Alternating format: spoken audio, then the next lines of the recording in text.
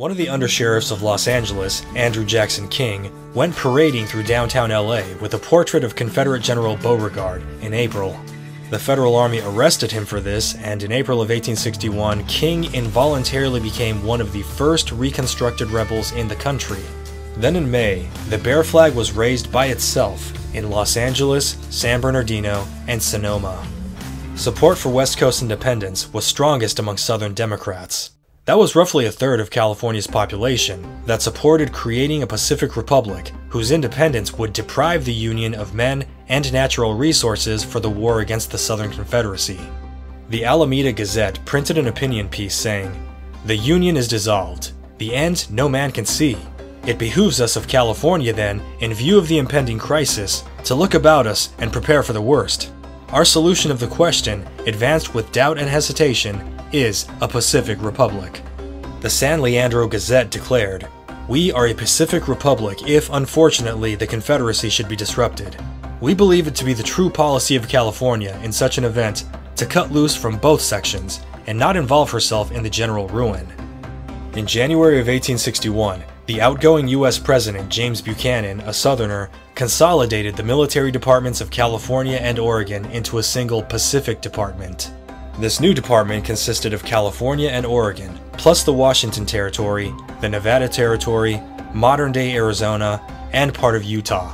Buchanan also appointed General Albert Sidney Johnston as department commander.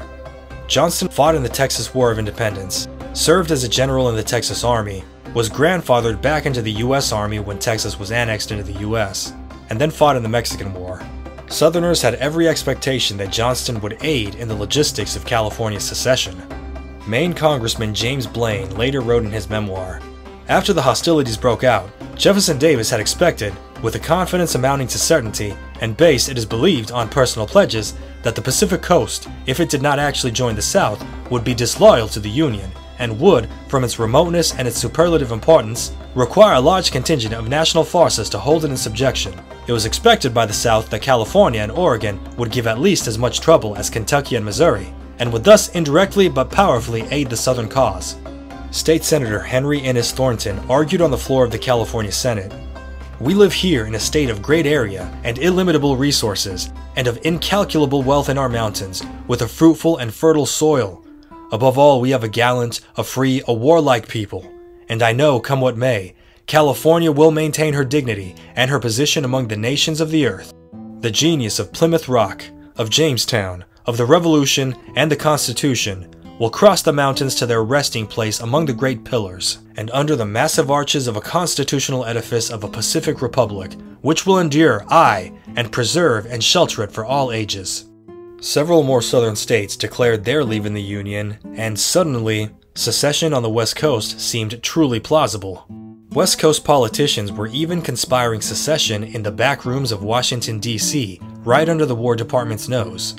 On March 15th, California Senator Milton Latham had a secret meeting in D.C. with several other congressmen from California and Oregon, plus delegates from Washington, Utah, and New Mexico, where they discussed the prospects of forming this Pacific Republic. The idea of Pacific Coast independence really caught ablaze after the first shots were fired at Fort Sumter.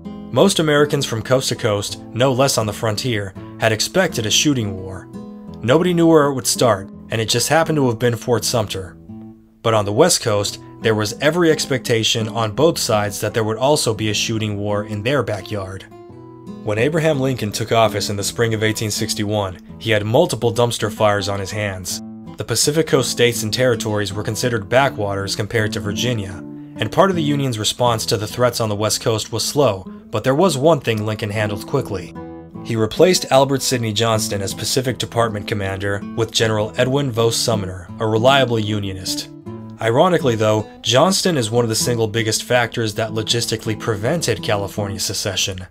As Department Commander, he controlled the weapons.